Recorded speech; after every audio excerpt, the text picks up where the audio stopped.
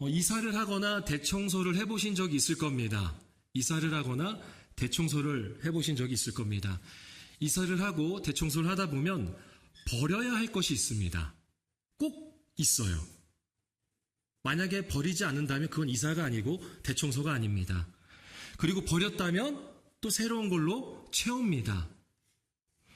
또는 마음의 변화로 인해서 집안이 정리하고 싶어질 때가 있잖아요. 이럴 때도 마찬가지입니다. 무언가를 버리고 무언가를 채웁니다. 교회도 가끔 청소를 하는데 쉽게 정리가 되지 않습니다. 교회는 좀 사이즈가 커서 그런지 쉽게 잘 되지 않는 것 같습니다. 오랜 시간 사용 빈도가 낮거나 고장난 물건들은 어떻게 할까요? 언젠간 쓰겠지, 고쳐서 쓰겠지 할 게 아니라 버려야 합니다. 버려야 돼요. 유통기한이 지난 식재료들은 어떻게 해야 되죠? 버려야 합니다.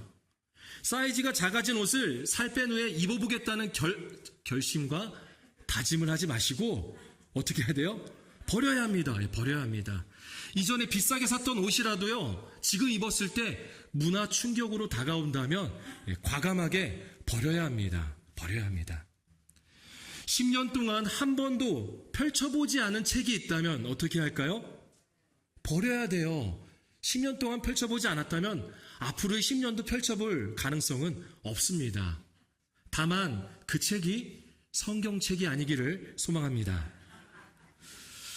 운동하라고 있는 실내 자전거를 옷을 거는 행거 대용으로 쓴다면 버려야 합니다. 행거로 쓰시면 안 됩니다. 버려야 합니다. 소중한 사람이 선물한 드라이 플라워가 있죠. 꽃을 말린 것들 있잖아요. 아무리 소중한 사람이 좋다 해도요, 이 드라이 플라워가 먼지가 쌓이고 그리고 부서진다면 버려야 합니다. 버려야 돼요. 버릴 게 너무나도 많습니다. 제 방이 그렇습니다. 제 방을 이렇게 보면서 정리해 보니까 버릴 게 너무나도 많더라고요. 아마 저만 그런 건 아닐 거라 생각합니다. 여러분들도 집이나 방을 생각할 때 비워야 할 것들이 있어요, 없어요? 있죠. 쉽지 않아요. 누군가의 도움을 얻는 것도 좋습니다. 과감하게 버릴 수 있거든요. 그렇게 비운다면 또 무언가로 채워야 하는 것이죠. 채우고 싶은 것이 있어요, 없어요? 있잖아요. 집에 뭐 하나 놨으면 좋겠다라는 것들. 비워야 또 필요한 것들을 채울 수 있습니다. 비우지 못한다면 집다운 집이 아닌 것입니다. 비우지 않고 채우기만 한다면 우린 그걸 보고 뭐라고 비유해서 말하죠? 돼지우리라고 합니다. 돼지우리. 야, 이게 방이냐 돼지우리지? 라고 하잖아요. 경험에서 나온 말입니다. 돼지우리라고도 하죠. 어쨌든 비우고 채워야 합니다. 오늘 본문에서도 성전을 비우시고 채우시는 예수님의 모습이 소개되고 있습니다. 그러면서 성전이 어떤 곳인지를 예수님께서 말씀해 주십니다. 본문 13절 말씀을 우리 다시 한번 읽어보겠습니다. 그들에게 이르시되 기록된 바 내 집은 기도하는 집이라 일컬음을 받으리라 하였거늘 너희는 강도의 수구를. 예수님께서 성전을 뭐라고 말씀하시죠? 내 집은 기도하는 집. 성전은 기도하는 집이라는 거예요. 그런데 돼지우리처럼 강도의 소굴로 만들었다고 합니다. 여러분, 성전은 어떤 곳이죠? 기도하는 집. 우리가 아는 성전은 하나님의 임재가 있는 곳이잖아요. 하나님을 예배하는 곳, 하나님과 교제하는 곳, 하나님께 기도하는 곳. 그게 바로 성전 아닙니까? 그러한 성전인데 그러한 성전에 비워야 할 것들이 가득 채워져 있다는 거예요. 무엇일까요? 본문 12절을 이어서 함께 읽어보겠습니다. 12절 함께 읽겠습니다. 예수께서 성전에 들어가사 성전 안에서 매매하는 모든 사람들을 내쫓으시며 돈 바꾸는 사람들의 상과 비둘기 파는 사람들의 의자를. 예수님께서 매매하는 모든 사람들, 매매하는 사람들이 아니라 매매하는 모든 사람들을 내쫓으셨습니다. 돈 바꾸는 사람들의 상과 비둘기 파는 사람들의 의자를 둘러 엎으셨습니다. 완전한 깽판을 부리신 거죠. 왜 그러셨을까? 오늘 본문은 당시에 유대인의 3대 명절인 바로 유월절이었습니다. 유월절 기간이었어요. 이 유월절 기간에는요, 유대 땅뿐만이 아니라 멀리 지중해에서도요, 많은 순례자들이 예루살렘으로 찾아왔습니다. 평소 예루살렘의 인구는 3만 명 정도였습니다. 3만 명. 그런데 이 유월절 기간이 되면요, 예루살렘의 인구가 18만 명으로 아주 대단히 크게 늘어났습니다. 멀리서 오는 사람들은요, 뭐 해야 돼요? 예루살렘에서 예배해야 되잖아요. 예배하면서 제물을 드려야 되잖아요. 그래서 양이나 소 등의 제물을 흠없는 상태로 가져오고 싶지만 그렇게 할 수가 없었어요. 짐승을 데려오다 보면, 이 제물을 데려오다 보면 어떻게 해서든 흠이 생기기도 하고 가축이 마르기도 한다라는 것이죠. 그래서 그렇게 쉽게 가져올 수가 없었습니다. 또한 당시에는 로마 화폐를 사용했는데 모든 유대인 남자는요, 매년 성전세를 낼 때 그 당시에 사용했던 로마 화폐가 아니라 두로의 은세겔이라는 특별한 주화로 내게 했습니다. 그러다 보니까 성전에는 제물이 될 짐승을 파는 사람들이 있었고요. 또 로마 화폐를 세겔로 바꿔주는 환전상이 있었습니다. 여러분도 잘 아시겠지만 돈이 많은 곳에는 꼭 이권이 개입합니다. 그래서 이익을 챙기려고 하는 것이죠. 그리고 이렇게 18만 명이나 되는 워낙 큰 사이즈다 보니까 종교 지도자들까지 개입을 하였습니다. 여러분 생각해 보세요. 모연읍 인구가 약 3만 명이 조금 넘더라고요. 3만 명이 조금 넘습니다. 점점 늘어나고 있는데요. 그런데 이 모연에 일주일 동안 18만 명이 머무르는 그런 축제가 진행된다고 생각해 보세요. 아마 전국에서 온갖 상인들이 올 것입니다. 푸드트럭에 여러 공연에 또 유명 인사들과 그리고 시장님도 오겠죠. 전국에 있는 마을 축제가 대부분 그렇듯 이익을 추구합니다. 이익이 없으면 하지 않아요. 이익을 추구합니다. 그러다 보니까 불법과 편파적인 부분들이 있었다라는 거예요. 하지만 성전은 달라야 했습니다. 성전은 이익을 추구하는 곳이 아닙니다. 오히려 멀리서 예배하러 온 이들을 섬겨야 하는 거예요. 그런데 그들에게서 이익을 챙기고 불법과 편파가 있었던 것입니다. 여러분 성전 안에 그 당시에 기록 보관소가 있었어요. 기록 보관소. 그런데 66년경에 유대인 반란군들이 반란을 일으키면서 가장 먼저 이 기록 보관소를 습격합니다. 아니 하고 많은 곳 중에 하필이면 왜 이 기록 보관소를 습격했을까요? 이 기록 보관소에 무엇이 있었기 때문에 그랬던 것일까요? 바로 채무 문서들이 있었습니다. 채무 문서들.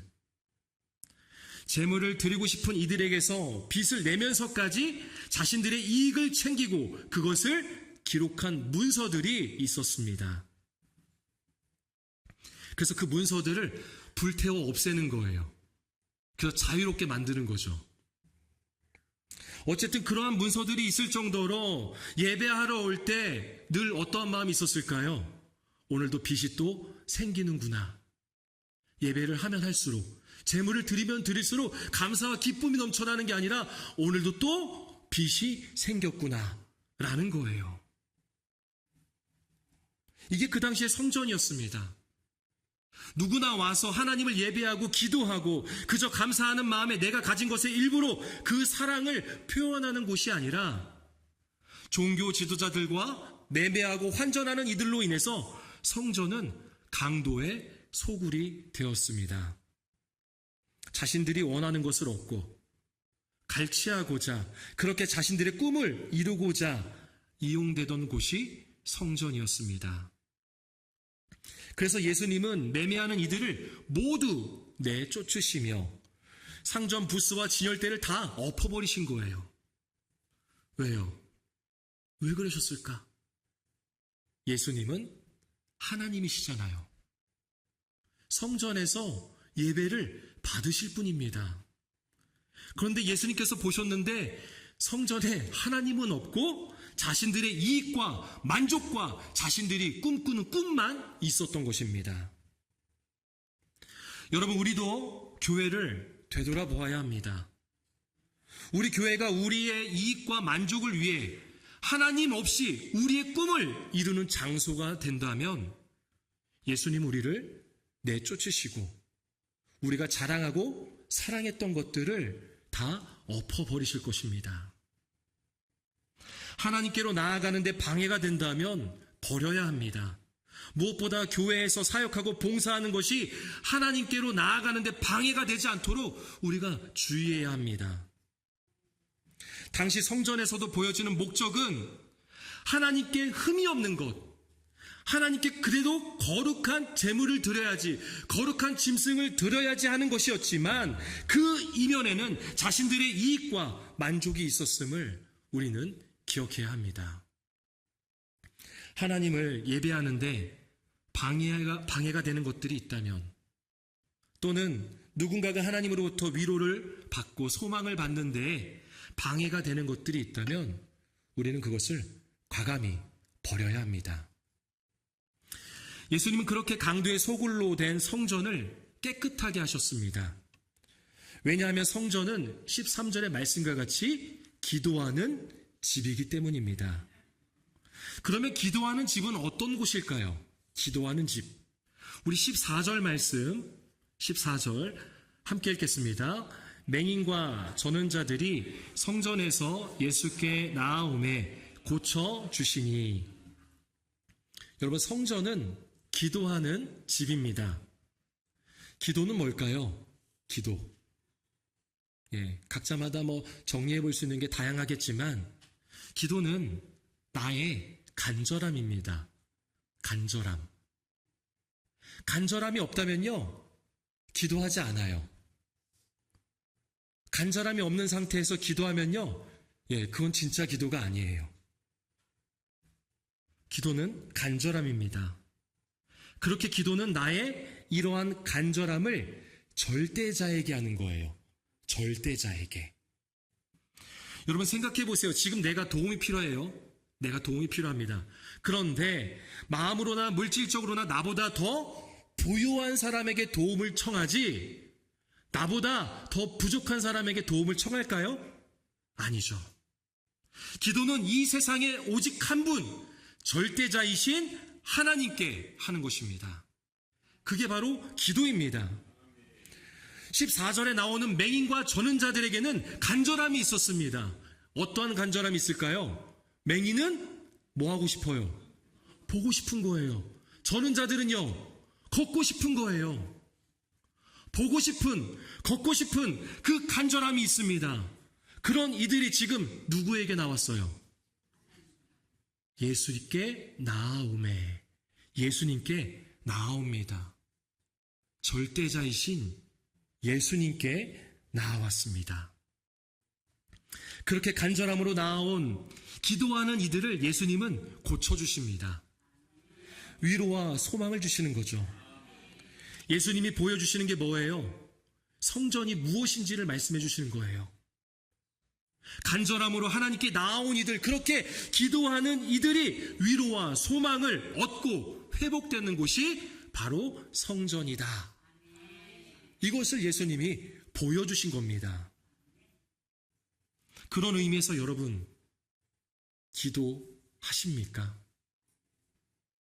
기도하십니까? 여러분 안에 간절함이 있습니까? 절대자이신 하나님께 나아가고 있습니까? 아니면 나의 이익과 만족에 대한 간절함을 세상으로부터 채우기 위해 세상을 향해서 기도하고 있지는 않습니까? 우리가 하나님을 믿는다면 기도할 수밖에 없습니다. 교회에 오셔서 일만 하지 마시고 꼭 기도하시길 바랍니다. 교회는 일터가 아니라 예수님께서 뭐라고 말씀하셨죠? 내 집은 기도하는 집이라. 기도하셔야 합니다. 교회에서 일이나 사역을 하다 보면요, 꼭 문제가 일어납니다. 문제가 안 일어날 수가 없어요. 기도해도 문제가 일어납니다. 일을 하거나 사역을 하다 보면 꼭 문제가 일어나요. 그런데 중요한 것은 기도하지 않으면 문제가 풀리는 것이 아니라 서로 상처받고 시험에 듭니다. 그러니 제발 기도하십시오. 하나님을 믿지 않는다면 기도 안 하셔도 됩니다. 하나님을 믿지 않는다면. 그런데 절대자이신 하나님을 내가 믿는다면 기도할 수밖에 없습니다. 여러분, 이번 폭우를 보면서 우리 인간은 알 수도 없고요.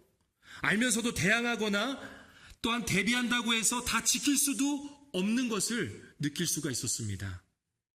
대자연의 위력과 거대함을 느낄 수 있다면 거대한 자연을 창조하신 하나님을 우리는 두려워할 수밖에 없는 겁니다. 하나님이 절대자이심을 고백할 수밖에 없습니다. 우리가 이러한 마음으로 또한 기도해야 되는 것이겠죠. 이번 집중호우로 인해서 현재 10명이 사망했고요. 9명이 실종 상태에 있다고 합니다. 약 1만 3천 명이 긴급 대피하였다고 합니다. 아까 기도했지만 우리 이렇게 편하게 시원한 바람을 쐬면서 예배하고 또 이후에 식당에서 맛있는 식사를 하지만 교회를 잃은 사람들도 있습니다. 예배하고 싶은데 예배를 드리지 못하는 성도들도 있습니다. 이들의 간절함이 우리에게 들려졌다면 우리는 예수님께서 간절함으로 찾은 이들을 고쳐주신 것처럼 우리 또한 그들을 위해 기도하며 하나님의 위로와 소망을 전해 주어야 합니다. 그들의 회복을 위해서 실질적인 필요를 공급해 주어야 합니다. 우리 교회가 그러한 교회가 되기를 소망합니다. 성전은 기도하는 집입니다. 하나님을 예배하는 데 있어서 우리는 기도를 채워야 합니다. 우리의 간절함으로 하나님께 나아갈 때 하나님께서 우리의 필요를 아시고 공급해 주시며 위로와 소망을 우리를 통해 흘러가게 하실 줄 믿습니다. 할렐루야. 기도를 채우십시오. 마지막으로 우리 고린도전서 3장 16절 말씀을 함께 읽겠습니다. 너희는 너희가 하나님의 성전인 것과 하나님의 성령이 너희 안에 계시는 것을 알지 못하느냐. 아멘. 우리 함께 따라해 볼까요? 나는 하나님의 성전입니다. 나는 하나님의 성전입니다. 아멘. 성전은요, 건물을 의미하는 게 아니에요. 건물을 의미하는 게 아니에요. 이건 교회 건물이에요. 교회 건물. 성전은 누구예요? 나예요, 나. 오늘 말씀으로 말하자면 간절함으로 하나님께 나아가는 사람들의 모임입니다. 그리고 방금 읽었던 고린도전서 3장 16절의 말씀과 같이 내 안에 하나님의 성령이 내주하시기 때문에 내가 뭐예요? 하나님의 성전인 거예요. 그렇다면 내가 하나님의 성전으로서 버려야 할 것들은 무엇이 있을까요? 성전에서 매매하고 환전하는 이들처럼 나의 이익과 만족, 하나님 없는 꿈과 비전은 버려야 합니다. 이런 것들은 하나님께 나아가고 하나님을 예배하는데 방해가 됩니다. 내가 성전이기에 나를 통해 누군가가 위로와 소망을 얻기 원하는 하나님의 뜻을 이룰 수 없게 돼요. 그것이 설령 교회에서 하는 일이나 사역일지라도 하나님을 예배하는데 방해가 된다면 멈춰야 합니다. 반면 채워야 할 것이 있습니다. 내가 하나님의 성전으로서 채워야 할 것이 있습니다. 뭐죠? 내 집은 기도하는 집이라고 했잖아요. 공동체가 함께 모여서 기도하는 것도 필요하지만 내가 성전이기 때문에 나 또한도 기도로 채워야 합니다. 간절함으로 채워야 합니다. 그 간절함으로 하나님께 나아가는 것입니다. 절대자이신 하나님께 매일 매 순간 나아가는 성전이 되시기를 바랍니다. 이곳에서도 저곳에서도 어느 시간이 되었든 하나님의 성전으로서 간절함으로 하나님께 나아가는 모현제일교회 성도가 되시기를 축복합니다. 말씀을 정리합니다.